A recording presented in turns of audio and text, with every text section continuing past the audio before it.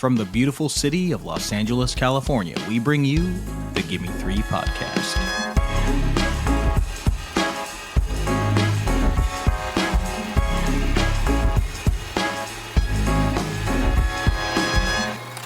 Hello and welcome, cinephiles, cinema lovers, movie appreciators, friends and family to the Gimme Three podcast, a series for cinephiles, the show where we pick three films based on one theme. I'm your co-host, Nicholas Ybarra, and I have returned, y'all. I'm back. I'm back in black, and I'm ecstatic to be back. And it feels like it's been a friggin' year since I've been on this show, but it's only been a few weeks. I've been working on a feature film for, the last month or so, and that was immediately followed by me doing a screenplay lab that I got accepted to. So all good things, but I'm back, and I want to send love and admiration to my co-host, Bella Efstratis. She's been holding down the fort, doing all the work for the last month. She's been hosting, she's been producing, she's been recording, she's been editing a month's worth of episodes. So Bella, thank you. And this week she's taken a much-needed break visiting family. But covering for Bella, I'm joined by two amazing guests, two familiar voices to the Gimme Three podcast. We've got the mighty Max Sopkin. What's up, gang? And we've got my wonderful wife, PGA producer, Gimme Three producer, LADFF Film Festival director, Sonja Mereu. Sonja, how you doing today? I haven't seen you all day. I know, it's good to finally see you. Or hear your voice anyway. Yeah. So, my friends, after an insanely busy month that I had, I needed a little bit of a party episode, if you will. And so Sonja and I, we were having, what were we doing, Sonja? I think we were getting drunk somewhere. I do think we were sitting at a bar of some kind, but we might have been eating food. We might have been eating sushi. I don't know. Who knows? Who knows what we were doing? But no, you couldn't have been eating sushi because the feature you were on is a vegan feature, and you were vegan for the entire duration of that. So wow, that's true. I think you were only drinking alcohol the whole month. Yeah, that was my entire diet for the whole month. The Humphrey Bogart diet is what they call that. Yeah, vodka and tofu was what I've been eating for the last month. They required the crew to be vegan? They did, yeah.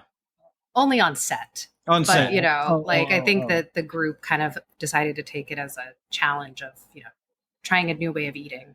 Yeah. Fascinating. That's really fascinating. We'll go all the way, That's just the kind of guy I am. I'm a man of extremes, Max. You know that. Are you going to stick with it? No, I will go back, I think, periodically. I've done vegan months in the past. Give me that fucking bacon. Give me that fucking bacon right now. Yeah, I didn't really eat the bacon, but I did eat a Tommy's breakfast burrito, which if anybody who lives in LA has had the Tommy's breakfast burrito, it is one of the greatest things to ever consume. It's wonderful. But anyways, we were having a few drinks and tofu, and I said, I need an episode to fill in the block when Bella's going to be out. And because I've been so busy and I had the screenwriting lab, I didn't want to watch anything that was too plot heavy or that I had to think about too hard. So anyways, I think it was Sonja's idea where she came up on concert films as the idea. And I said, well, hey, that's a great idea. Concert films, because it's like you're watching a concert. It's summer, you got the summer tours going on. So for all my friends going to some concerts this summer, perhaps this episode will be a good partner to your summer concert going. But and then Max, we invited you just because a hell of a lot about music, and you're very opinionated about music, and also we just love having you on the show. So thank you. We swindled you into it. But any thoughts before we get going on what we have today? Are 6 concert films, in fact, and I'll just break down how we broke these up. We've got Sonja has picked 3 concert films because she is a big concert film aficionado. I picked one, Max picked one. And then, of course, we had, as some of our listeners know, we had our audience vote for our sixth one. So we've got a little bit across the board here, like we've done in the past. But Max and Sonja, any initial thoughts before we get into these incredible picks? Well, yeah, much like how you said you were craving just a party experience going into this. Now, after watching 6 concert films in 10 days, I am like craving a narrative. I like need I need something with a plot and character development. It's kind of crazy like to watch something as amorphous as a concert. And if you watch it once, you don't really think anything about it. If you watch 6 of them in a row while watching nearly nothing else in between, other than the occasional Blues Clues episode or Paw Patrol, which I guess is narrative, but it is also mind numbing at the same time. I'm like, I gotta get back into some movies or something. Yeah, by the last concert film, I am ready to dive back into cinema, but but it was fun. It was fun while it lasted, and I needed it that's for goddamn sure. Yeah. But Sonja, what about you? Any initial thoughts before we get the party started here? Yeah, well, I think that the movies vary in their attempt to have a plot or a storyline. But yeah, I mean, I don't know. I had fun mostly because I just got to listen to a lot of music and, plus Madonna. I don't know. Am I spoiling anything? We're going to talk about Madonna. So I'm very excited to talk about what can't you say about Madonna? So, I think that's the one that I'll probably have like the most takes on. But yeah, but it was fun. And now I'm ready to go to a bunch of concerts. We have some shows at the Hollywood Bowl. I'm going to go see Green Day next month. Oh. Nick's not going to see Green Day next month with me. So, no, because I'm a fan of good music, so I will not be attending that. Shots fired in the marriage. Yeah, we don't agree on 2 things: Green Day and Kevin Durant. We agree on pretty much everything else, though, so pretty it's much okay. Everything else, yeah. So here we go, everybody. Gimme 3 concert films. And, when we were doing this, I said, let's keep this, as rudimentary as possible. I don't want any controversy. I don't want to ruffle any feathers. I want to keep this just very easy. So we're going to start out with Michael Jackson. This Is It, which is my pick from 2009, directed by Kenny Ortega, who was the longtime choreographer for Michael Jackson.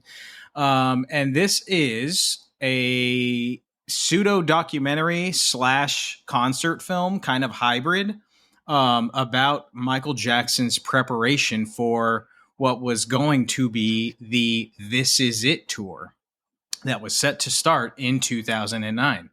And the documentary concert film is basically rehearsal footage of Michael Jackson and his team of dancers and his band and the entire technical production team doing full-blown rehearsals. They're getting towards the end. They're coming up towards the start of the leg of the tour. And it's just following them as they're going through all of this. And it's filmed at the Staples Center and it's filmed at the Forum. Those are the 2 places that they were doing the rehearsals. And you get to see, it is a concert film in a sense that you see what the concert would be. You get to see all the songs that he was going to do, but you see them in a rehearsal space. So it's not fully fleshed out. It's a little bit more raw. It's a little rough around the edges. And the reason why I picked Michael Jackson's This Is It is because, well, first of all, for anybody who doesn't know me, I am a huge Michael Jackson fan. We can say, say what you want. He's a controversial figure, and anybody who doesn't like him or doesn't want to listen to his music or is not into him for X, Y, or Z, totally understand. But for me, the music and the talent and the impact that he has had on the music industry is just undeniable and impossible to ignore. So for this episode, we are merely going to be talking about Michael as the artist. So the reason why I picked this movie is because you get a concert film, but you get to see Michael with the layers peeled back. You get to see him not polished, which he never showed anybody, like unpolished shit. He was always like perfection. You see him like go for perfection in this. So, and for me, seeing like him just kind of riff and, you know, sing from his gut and just kind of sometimes dance and improv, and that was almost more impressive to me because I was like, oh, fuck, you get to see his just raw talent. This is him when he's fucking around. This is him when he's like going 50 to 70%, and it still knocks the fucking socks off of 95% of the acts out there today, save for like Beyonce. So anyways, we'll dive in some more, but what was y'all's initial thoughts on This Is It? My initial my overall thought is that there could not be a better Michael Jackson movie.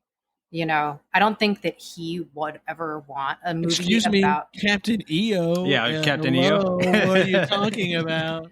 But is that about Michael Jackson? I mean, it's a movie that he is in and that he made. Also, granted, that's one at Disneyland, right? Yeah. I've never seen it. But what I mean more is like to follow him in his personal life, or even like on tour, like we did with Madonna, just like, you know, in a less structured environment. He would never want that. Like this, we get to see him like being vulnerable, but in a way that he would be totally okay with. And as someone who's not alive anymore, it was like a really nice experience to get to view him in that way, because, you know, the narrative around Michael Jackson is often not about his artistry and his music. And just to see how much everyone admired him around him, you know, it was very like heartwarming. Yeah. I agree. The number for the first note that I wrote down that I think is the most important thing that I thought about while watching this movie is, how does he see anything with those fucking sunglasses on? Yeah. He's wearing sunglasses the entire, like every single. It's a dark stadium. The lights are not on full blast. How does he see anything? He takes those sunglasses off for a half second in a single shot to look at a computer. And that's the only time we ever see him when he's not wearing sunglasses. And it's and how are you meant to work or operate or even talk to somebody who is basically hiding themselves from everybody else? Maybe he's like the little boy in Big Daddy, and that's like how he feels safe. He feels like he's invisible when he has his sunglasses on. Oh my God. You know, I think you're onto something there, Sonja, because he is, you know, it's all part of his mask. You know, the plastic surgery, the sunglasses. He's always trying to hide some element of himself, and I think you might be onto something. So I think the interesting thing about these concert films is that there's so much less about the filmmaking in a way. Like when we talk about Shine a Light, we'll talk a little bit more about filmmaking, right? Because that has some elements of that. This does not, because this footage was never meant to be released to the public in any way, shape, or form. Yeah, it looks like shit. The movie looks like shit. Yeah, it's just like half of it is just like surreptitiously captured haphazardly. Mm-hmm. So like this is not talking about this. It's like we are going to sit here and mostly talk about Michael Jackson as a person, as an artist, and a little less about like the film itself. Mm-hmm. That's just kind of a very interesting thing. That's an interesting dynamic when you're talking about concert films, because it's not necessarily only like when we talk about Madonna, we're going to talk about the filmmaking aspect of it, sure, but also about who she is as a person. Right. Where it's like that's not necessarily the case in your Denzel episode or something like that. Right. Like it's a little different. Totally. That being said, I think Michael Jackson is, honest to God, the most fascinating human being who's ever lived. He's up there, man. He's got to be up there. He has got to be up there because I mean it in the best and the worst possible sense. Yeah, because there's both. He is the most bizarre, like weird. Mm-hmm. He's like a walking Ripley's Believe It or Not. Like, yeah, when you hear stories about MJ, you're like, what is this? Like that story, like that reel that I sent to you this morning, Nick, where his monkey bit a little kid on the arm, and then he did karate on the monkey, and the monkey ran away. Like that is. You hear a story like that? I've told Sonja that story a few times because I read it. There's an incredible biography of Michael. It's the best piece of work that I think has ever been produced about Michael. It's called The Genius of Michael Jackson.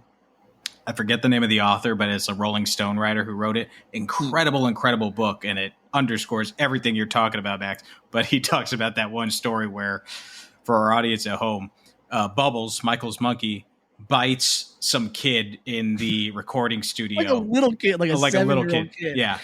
And Michael's just goes, Bubbles, no! And he just fucking gives him a fucking 8-piece fucking karate chop. Karate chopped his monkey. And then the monkey starts going like this. He starts putting his hands together going, and they're like, what's the monkey doing? And Michael goes, he's praying for his life. No. The craziest stories I've ever heard. I've heard that he used to. Russell Crowe talked about this. How they once stayed in the same hotel purely by coincidence, and Michael Jackson would prank call his room like repeatedly. Like he was like a notorious prankster, Michael Jackson. Yeah, he loved to do pranks. Yeah, but then like so did Elvis. Yeah, so did Elvis. Was a big prankster. But Elvis was a man of the people. Elvis was a man of the people, you know. Yeah, but they're both people that were like living in a suspended childhood. Like literally Graceland and Neverland. I mean, come on. Sure. Yeah, no, okay, I'll give you that. Elvis did used to ride his go-kart all around the grounds. Mm-hmm. Yeah. I just like sitting there watching this movie being like, this dude he's an alien. I feel like he's like the closest thing we'll ever get to like a lizard person, like a true, like if he had unzipped his mask in the middle of the movie and was like, his eyes blinked sideways instead of up and down for a second, you'd be like, yeah, no, he's Michael Jackson, Lizard King for sure. Well, and it's crazy to in this film. By the way, for those of you who don't know, I'm sure most people do, but the tour never happened because because Michael Jackson died. You guys are sick. What? It's not.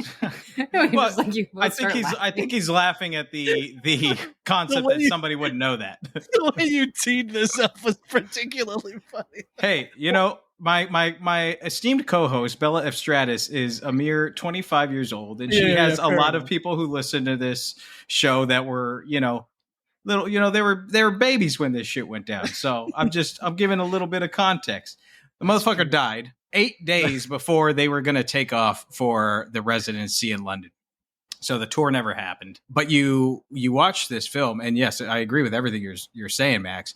But you just see this dude dance, and you like when the movie starts, you're just like, fuck, this guy's face is so weird looking, like it's so crazy looking. And then halfway through the first song, you're just like I don't care about his face, like I'm just watching this dude dance. And then you get into when you start seeing him sing, you're just like, Jesus Christ, this guy was, as you said, the most fascinating because of how weird and bizarre and eccentric he was, but also one of the most, if not the most talented musician to ever walk the earth. Yeah, I mean, that's what I was going to say. When we started watching it, I was fully ready to like kind of hate on Michael Jackson and be like, ugh, whatever. Because like I do not love certain things about him for sure. But then by like halfway through, you're like wishing that this concert happened. By the end, you're like crying and mourning his loss. Like it's a pretty effective story. Or I don't know if it's a story, but portrait of an artist. Mm-hmm. And you see like how much passion and like thought, like this was everything to him, Mm-hmm. performing. Like it seems like it was just such a like incredible show that was like largely not only his brainchild, of course, but like he's kind of like the director in a lot of ways of the whole thing. The movie starts, the way the movie starts was an absolute gut punch. It starts with the dancers being interviewed, and they're like, Michael Jackson is a huge inspiration to me. The fact that the one dude was like, I live in Australia and I heard about this audition 2 days before it happened. And I flew out to LA and I booked it. And here I am, chance of a lifetime. And then he died and the tour never happened.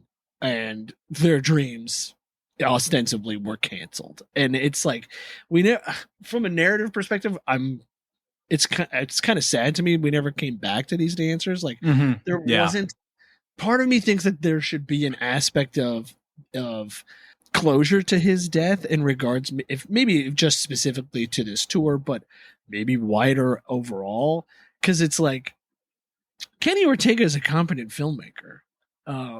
He made Newsies. He directed the original Newsies, Christian Bale. He made High School Musical. I mean, like, he knows what he's doing. Yeah. So I kind of wish we had come back a little bit to touch into, now that this concert series is obviously canceled, what now? Right. Yeah, you're absolutely right. And because the movie does just kind of end. Like, he sings Man in the Mirror, and then it like freeze frames, and it's like Michael Jackson, this date to this date. Or whatever. Right. Yeah, and I could see why they did that for like the fans, but I totally agree. Having hindsight, because this movie came out shortly after he passed away. I remember seeing it in the theater, and it was just like a huge event. But having the benefit of hindsight, I agree that it would have been nice to just kind of like bookend it with the dancers or any of the crew, the musicians they talk to a lot, like all the technical crew that's involved in making this tour. Even Kenny Ortega himself. Yeah. I mean, fine. Yeah. It's a little bit more downer of an ending, but I think as we're watching it, what is it, 15 years now? Gone. Jesus Christ, has it been 15 years? 15. Fucking hell. 15 years gone. It is missing some of that. Maybe, but I don't think it would have gone at the end. Like, there's no way that you end a Michael Jackson movie talking to the dancers that didn't perform in the tour that didn't happen. Sure. Being that everyone who's watching it is aware that this was made posthumously, maybe there would be a way to like work it in at some point. So I see what you mean, but I think the ending is good because like it kind of felt interrupted, just like his life, just like the tour. I don't know if there would be a better way to end it. Yeah, that's a good point too. That's a good point too. There were some clips of him, like there were some clips of some audience paparazzi shit outside like one of the stadiums or whatever on tour, and I was thinking like, Swifties have no idea what a rabid fan base is. They have no concept. Like, we think of Taylor Swift and the Swift Army as being like very intense, but until your pop idol comes under scrutiny for pedophile charges, right? And then you gotta stand by that person and be like, oh, I'm ride or die with this guy forever. Feel like you don't truly know what a rabid fan base is. That Leaving Neverland docuseries came out, and there was like 3 months where Americans were like, should we maybe like tone it down on MJ a little bit? And then like it kind of blew over into a different news cycle, and everybody's like, got to be starting something, it got to be starting something. Mama say, mama say, mama kusa. Mama say, mama say, mama kusa. Instantly like Billie Jean is not my lover. Like didn't give a shit anymore. He's so woven into the fabric of Americana.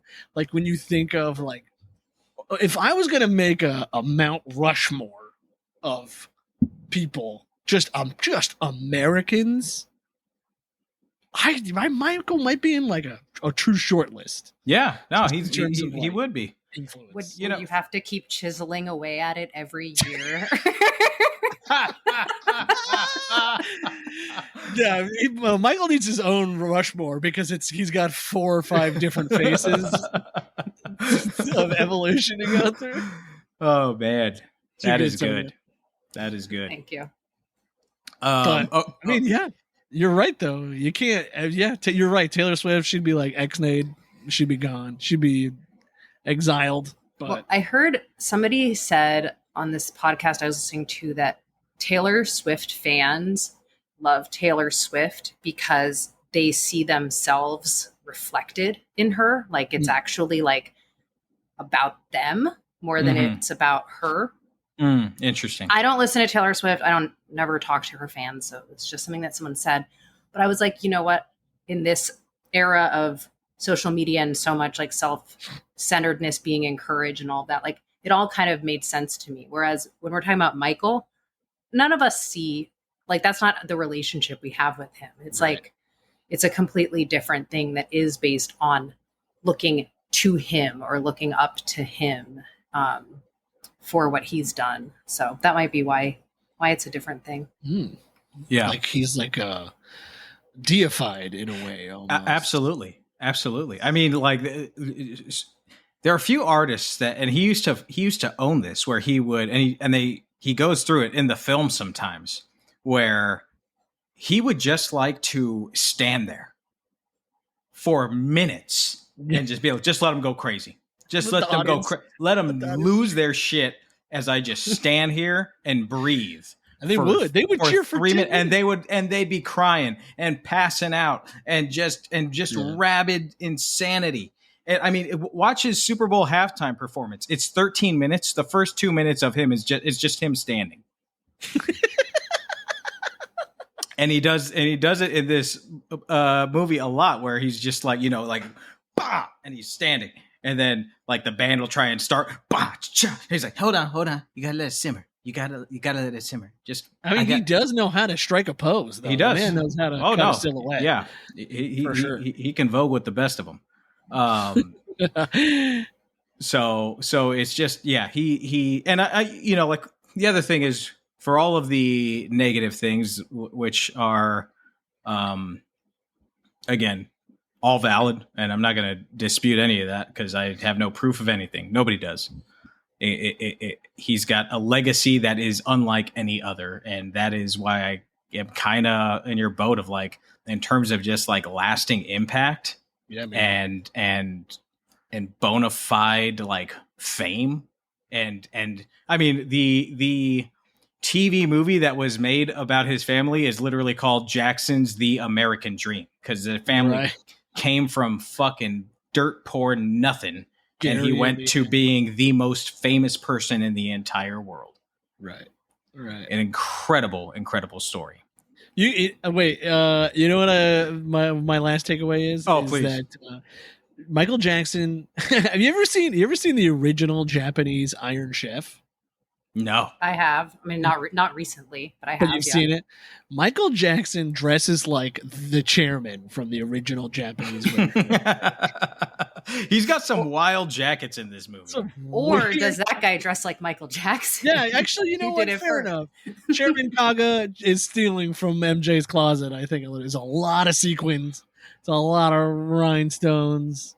A lot of like kind of big like shoulder pads and puffy shirts and shit. I'll have to look it up. I can't believe I don't remember that aspect. I was too interested in the food, I guess. And I guess the one thing I will say, for those who know me, I used to do what would you call it? Amateur Michael Jackson impersonations. I've seen So a lot of people who know me have seen my MJ, and my MJ is, would you say, Sonja, arguably what got you? Would you say We'll just say it was very impressive. Yes, and you accomplished what you set out to accomplish. Beat it! No one to beat it! No, it's amazing. At our wedding, Nick did his final Billie Jean dance impression of his life. Supposedly, it's retired. Oh, you're retired now. It's retired. And there was like 150 people with cell phones surrounding you and videotaping you and cheering. It was incredible, and that's all thanks to Michael, with a little dash of Nick in there. So if it was not for Michael, Sonja and I probably would not be married today. So there's that. Wow. Maybe not. All right, so check that out, everybody. This is it. It's available on demand. It's available on DVD. You can check it out at your local video stores as well, which I recommend you do. And we're going to move on to what is widely considered one of the great concert films of all time, and certainly a historic moment in rock and roll history. And it's called The Last Waltz, and it's directed by Martin Scorsese. Sonja is going to lead us through The Last Waltz. All right. So yes, The Last Waltz is the final concert of a band called The Band.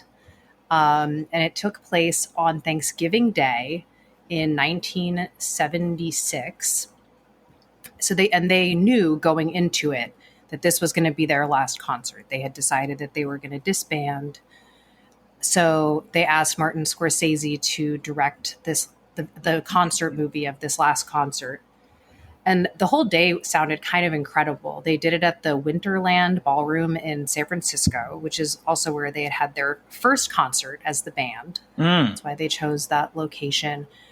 And I assume they intentionally wanted it on Thanksgiving because they did a full Thanksgiving feast for the entire audience in the venue before the show, and then had like some dancing, like waltzing, literally, before the show started. And I actually looked up the menu for the Thanksgiving, and I appreciated that they had lots of vegetarian options. That's very San Francisco of them.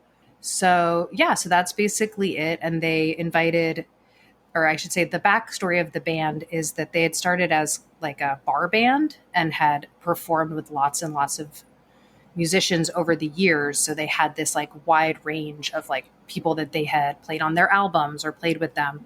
The most famous of which is Bob Dylan. They did, I think, one or two of his albums. They're the backup band.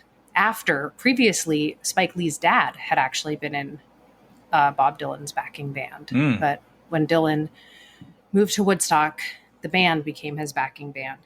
So the concert is the band playing, but throughout they have like all of their super famous friends come out and do songs with them, like Bob Dylan, Neil Young, Joni Mitchell, Neil Diamond, which like seemed kind of random, but I did like that song. Van Morrison. Was that Mavis Staples come out? Mavis Staples. Dr. John. Dr. John, who was totally reminding me of you, Max. I actually wrote that in my notes. I was like, I'm getting Max vibes. Well, I learned to when I watched this movie last week that Dr. John is white. I did not know that after listening to Dr. John music for the last few years. This is pretty cool. I just learned that he's white. I truly had no idea. But he's from Louisiana. Yeah, so. yeah, which makes sense. It took 10 years of knowing you, Max, for me to realize you were white too. So.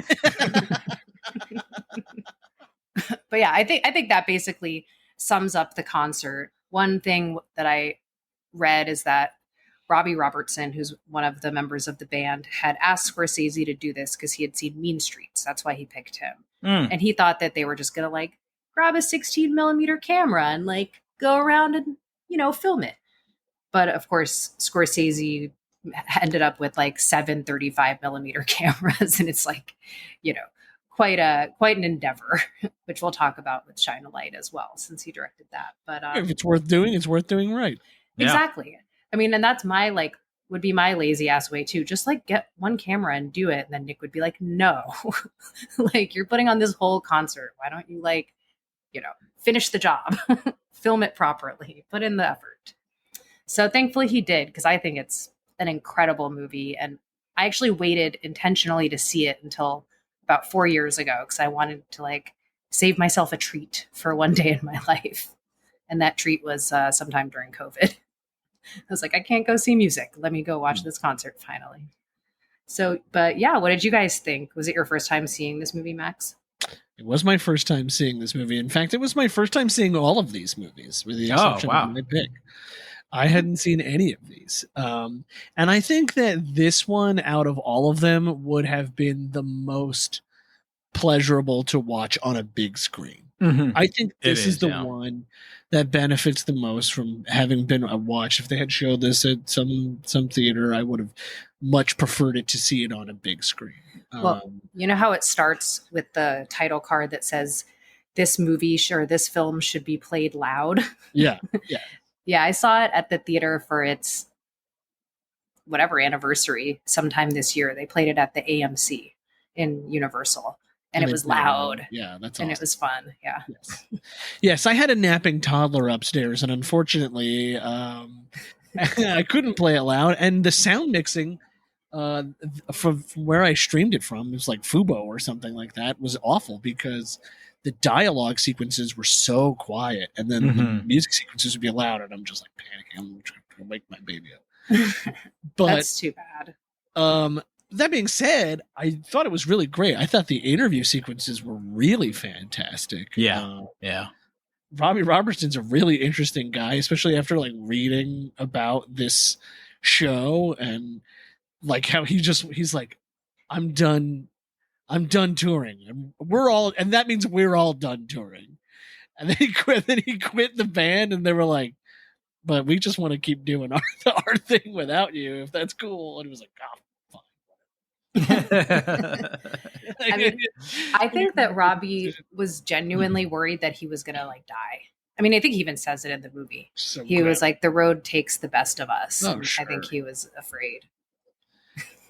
It's a hard life. And I feel like I think the band had really good success. Like, obviously they still play The Weight on radio. They still play a few of their hits. But they're not the Stones, even though they're, I'm going to say it, more talented. Sorry. That these guys are the Beatles of Southern rock in a way. That, like, the fact that they have 4 lead singers in the band, that they're all multi instrumentalists, that we see it, we get to see it. Especially with that final number where they're all just like, hey, let's all just trade instruments. I mean, all of them are incredible.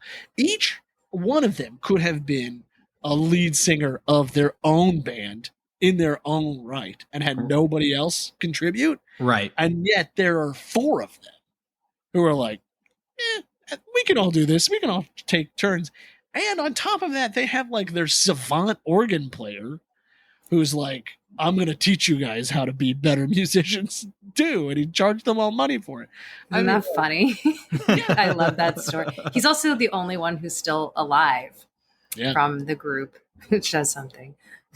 I mean, it just, that was probably the most eye-opening thing about this, was just like, these guys could have and maybe should have been a lot bigger. They should have been like more of a household name than they currently are. Yeah, right. It's kind of my biggest takeaway out of all of this. Yeah, and you know, if they had stayed together and kept doing their thing, they probably would have been, because their talent was so undeniable. And it's not like today where there's like so many incredibly talented bands, but you know, the way that the music industry is, it's just like there's so much music. They were in, their foot was in the door, they were getting radio play, and they had a fan base. So I think if they would have just kept going, they probably would have been a lot bigger. But I also respect the fact that they were just like, you know what? Let's just get while the getting's good, and not overstay our welcome. But why not take the Steely Dan approach? Because Steely Dan, basically in that exact same time period, was like, touring sucks. Yeah. It sucks. You know what we're going to do? Stop touring. And then they didn't tour for 12 years. Right. And instead, they just released a bunch of studio albums, which are, you know, classics now. Yeah. Why break up? If the touring is hard, just don't tour, I guess, is what I'm saying. Like, you know, if you're Robbie Robertson and you want to go do other projects, then just come out and say it. Then, like, right. If you want to go make film scores, then, like, so be it, man. But don't be like, it's the road that's the problem. Yeah, you know, pride's an interesting fucker, you know, especially for rock and rollers. Yeah, unless you're Neil Young, and then you have no pride, because that dude is the greasiest, most gross looking dude. Neil Young looked in this movie. He looked like a heroin addict that they just pulled right off the street, and they were like, "Here's a guitar and a harmonica." I have to tell you a good story that I read about Neil at this thing. So apparently, he had a giant like chunk of cocaine like on his nose or like sticking out of his nostril while they were performing. And so in post production, his manager saw it and was like, "You have to remove that." So apparently they kind of had to like develop a special effect to like mat out and like his booger like and track it as he was moving. Jesus Christ. Mm-hmm. This is before visual effects days too. This is it. To go like ILM isn't coming in and removing this. Wow. Yeah, so you're not wrong, Max. He looks like a toad. He looked like a toad with just like a gross wig on. Ugh. I was watching like, I get that you're talented and you're a big name and everything, but like, ugh, take a shower, dude.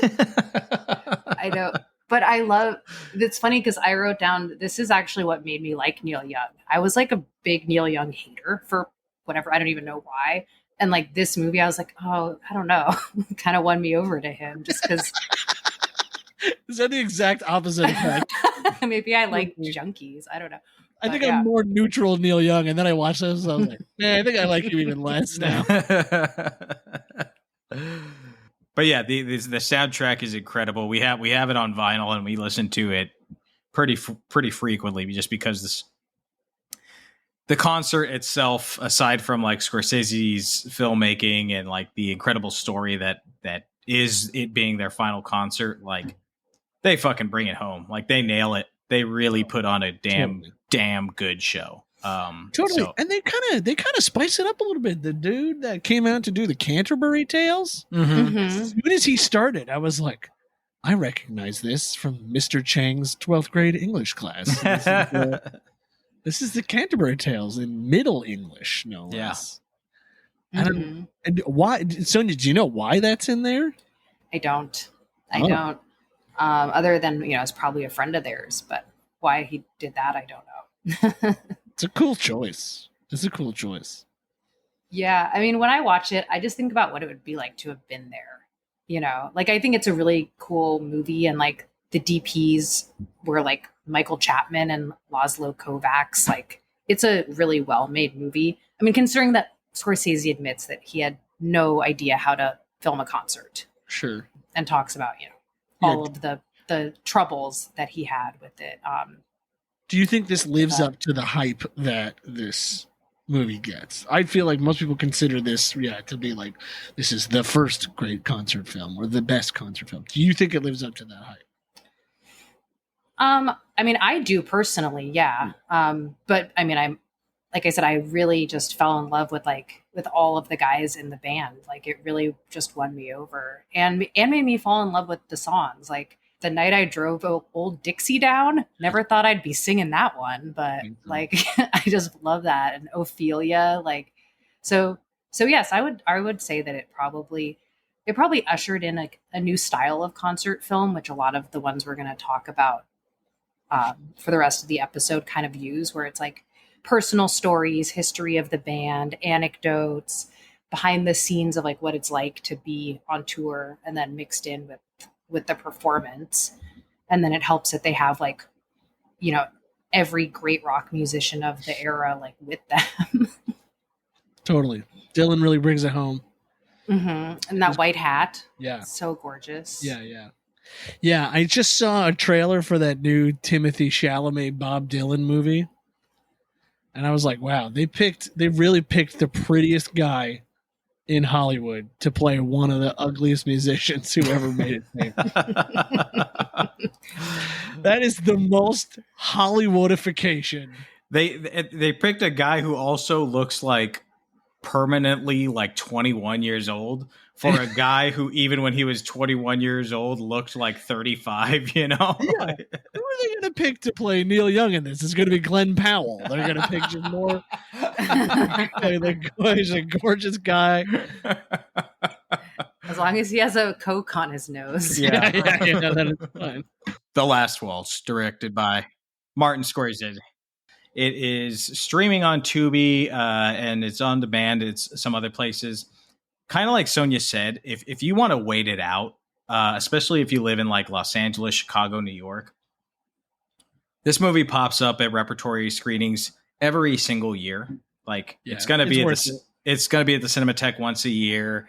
Like it pops up at the Bev from time to time. Like wait it out, check it out on the big screen if you can, because I think, as Max and Sonja said, it really is a home run in the theater. Yeah.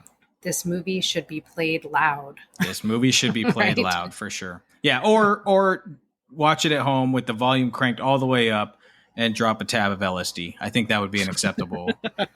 Or watch it at home with your baby sleeping and just turn on the closed captions. See what that's like. Exactly. Then you know all the lyrics to the songs that they've been singing this whole time. We didn't even mention the Staples. I just feel like we have to throw that in. Sure. The Staples singers singing "The Weight" is probably the most famous performance from the movie. Yeah. But it was actually had to be re-recorded because I think they screwed up capturing it on the day. So what's in the movie is shot on a soundstage like a few days later. No kidding. Which you can tell when you watch it. Or at least I would think you can tell. So yeah, they redid that. Wow. Which might also be why it's such a good performance, but I don't know. I mean, I think the live audience lends something to the song as well. So yeah, anyway, just had to give a shout out to Mavis.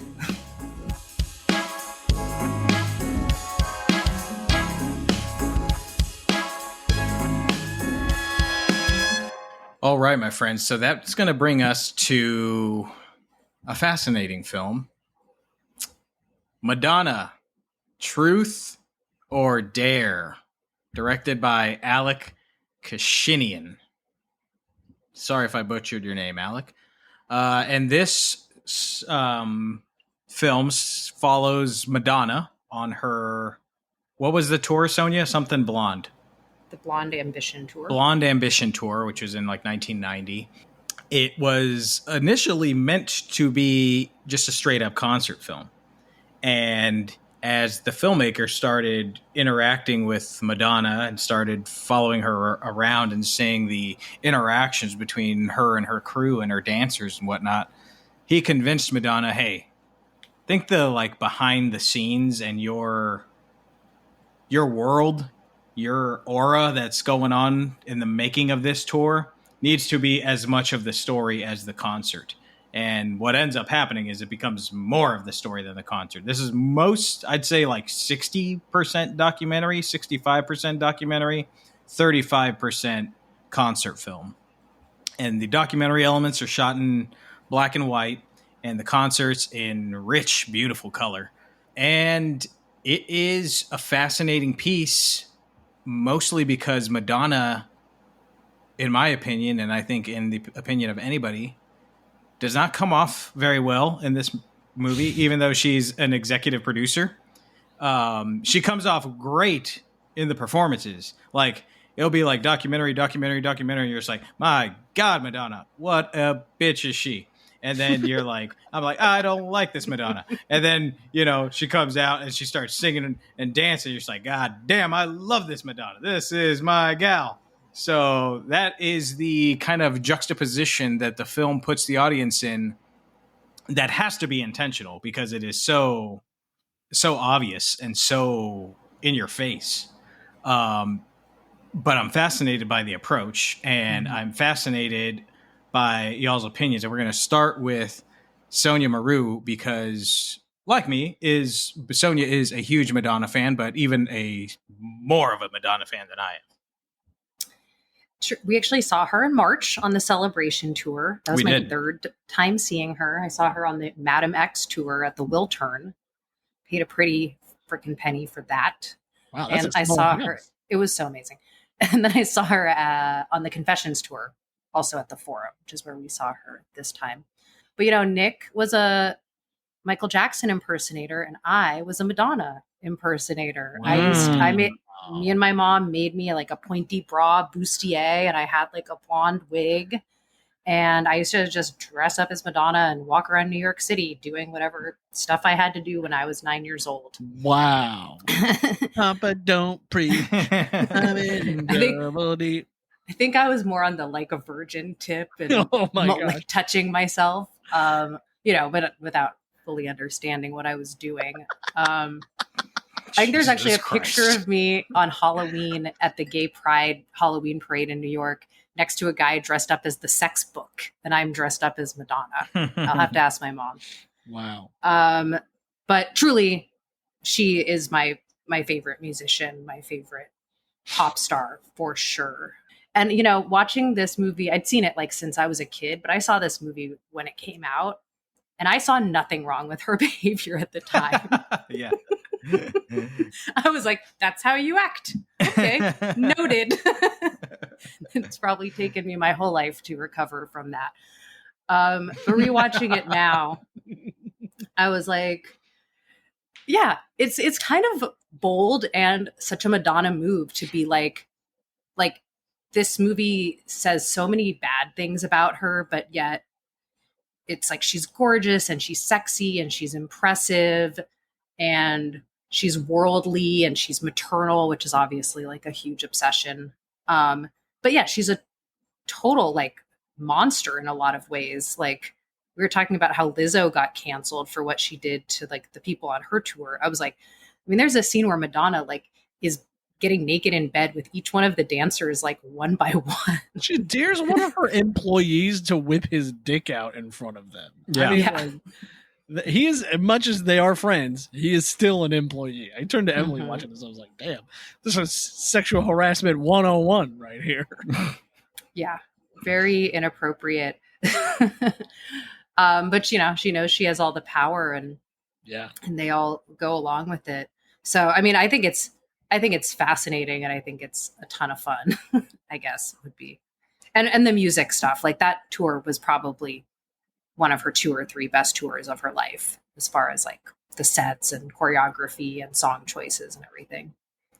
Yeah, credit to her, Nick, for you pointing out that she was an EP on this, because she would have been well within her rights to edit out all the stuff that made her look bad. Absolutely. But she didn't. In fact, it seems like she leans into it, because I'm sure there would be more footage of her being a good person or just being like normal. And so here's like my takeaway watching this, having done so much theater in my life, that Madonna at her heart she's a theater kid. She is if you've ever done a play, you have probably met a person like this. Yeah, this is why I left the theater. A theater. There's so many. She is that. She is exactly that. This kind of like She's first of all, she's always on. She's always on. To a point where it's like exhausting after a while, and you never know, is this a character we're watching? Because like this doesn't feel like real person Madonna, but also is it? You know, is she just a ham 24 hours a day, even when it's just her by herself? Maybe. I have no idea. No one will ever know. But the kind of like mothering aspect that she takes on, like mothering the gays, is like I mean, there's a million women just like her, a million girls coming up through community theaters all over America who are just like this in a way. I've met many of them, so it's just fascinating to see that person also become the most famous person. Yeah, extremely famous. Yeah, extremely famous. I wanted to point out she and Michael Jackson are born 13 days apart. Yeah, wow. Michigan and Indiana, like neighboring states. Right. Like that is crazy. It's kind of a wild. Like I mean, you know, it's a coincidence, but it's a wild coincidence. You know. Yeah. This was my favorite movie out of all the 6 that we watched, including my own pick. I've enjoyed this quite a bit. Yeah. Probably because it does have the most narrative like format, but also because like it's definitely very eye-opening. She rocks those music numbers. Rocks them. Like Vogue was so good. The ending number that they do is so good. I absolutely loved the Middle Eastern Like a Virgin number. Yeah, that was awesome. That is awesome. To me, that's the whole reason why you go see live music. Right? I'm going to see half a dozen concerts this year easily, right? By the time the year is over. The whole reason you go is to see your favorite bands kind of do their own thing with their music. The music they've worked on and played a million times. It's fun to hear the studio version. But like you go to experience the like, how are they going to change it up for the live setting? That is such a dramatic departure from the original. That is like almost better. I don't know. It's so good. It's so good. It's one of my all-time favorite performances, like ever. And like everything is perfect. Yeah. The dancers with their like giant pointy boobs and their like androgynous head things. Emily left the room a few minutes before that started, and she came back into Madonna just absolutely humping the shit out of that pillow. And she was like, "What did I miss?" And I was like, "You're looking at it, bro. This is it. You get what you pay for." Yeah. And they set it up so well because they led into it with the whole like we're going to shut your concert down. Yeah. Freedom of speech thing. Yeah. Yeah. That performance was great. I love the her performance of Live to Tell. Also, I thought that was just really, really beautiful. So the musical numbers are great, and I almost wanted like 2 more. Would have been like perfect. Sure. I think it left you wanting more, and maybe that was the point. But it did leave you wanting more music. But one funny beat I want to talk about is at the time, or for much of the documentary, she's dating Warren Beatty, who was 22 years older than her. Right. Yeah, I remember thinking back then, he's so old, and then I'm like watching this video the other day, and I'm like, he's so young. Yeah, well, because he's 1,000 now. Yeah. But I just thought it was so rich when like there's one point in the film where he is telling her like, I can't believe you're letting these documentarians cover this part of it. And she's like, what are you talking about? She's like, the insanity, you're the insanity of your entire atmosphere. You're just, your whole thing is just insane. And I was just like, that's rich coming from you, Warren. But I mean, also talk about like predicting the future. This is right around the real world right here. Totally. first season. This is like predicting reality TV, wanting to follow everybody. I mean, she kind of nailed it. And I think without that context, like let's say if a youngster were to watch this today, they probably wouldn't be that impressed by that aspect of it but this kind of shit this was not done. Like this kind of like observing celebrity this closely and this intimately was unheard of at the time.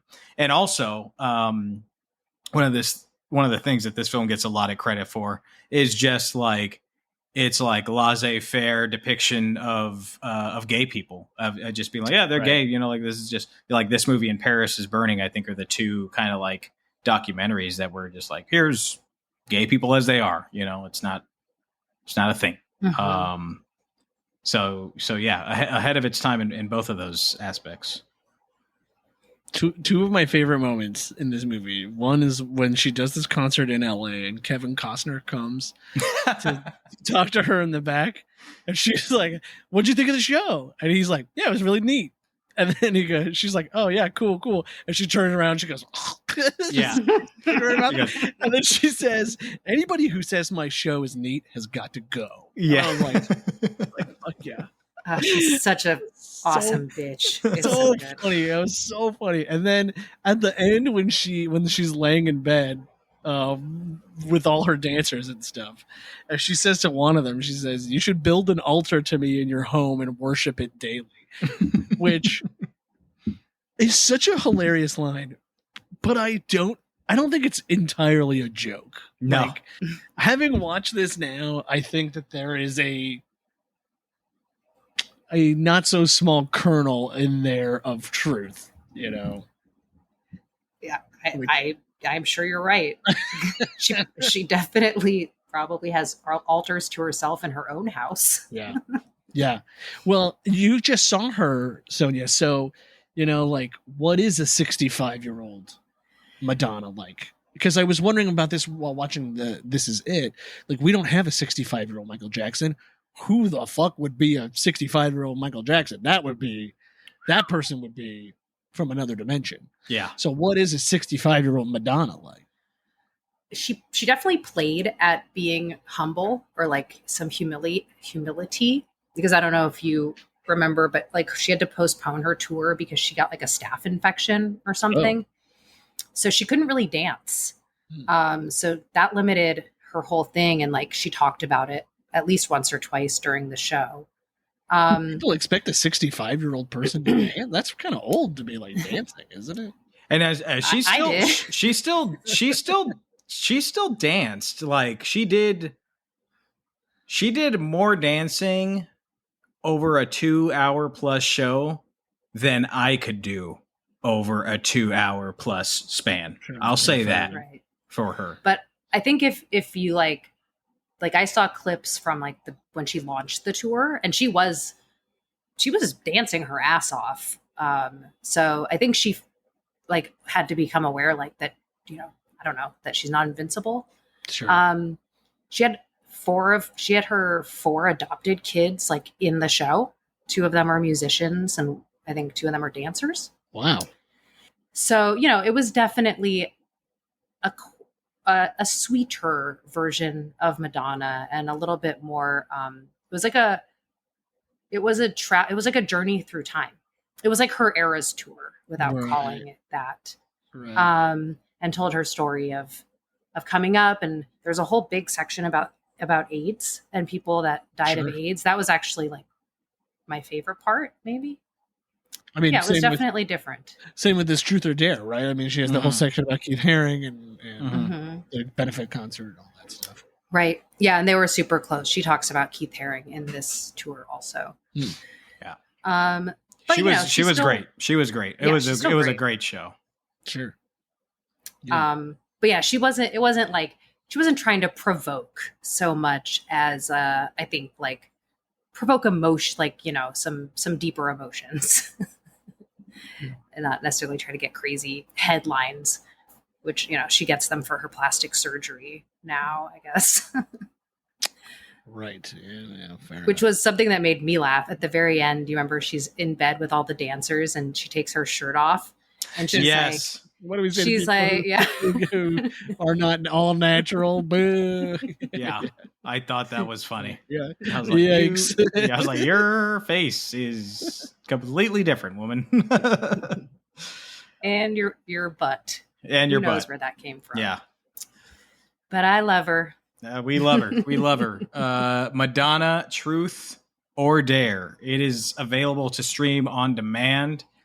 Apparently, it's also available on Pluto, but Sonja recommends not watching it on Pluto because you're going to get a shit ton of ads. And Yeah, it was very invasive, those ads. It was too much. And they're so loud that every time the music came back on, it would be like quiet. so spend the $3 and rent it, and it'll be worth it to watch it uninterrupted. Madonna, Truth or Dare, a fascinating documentary / concert film.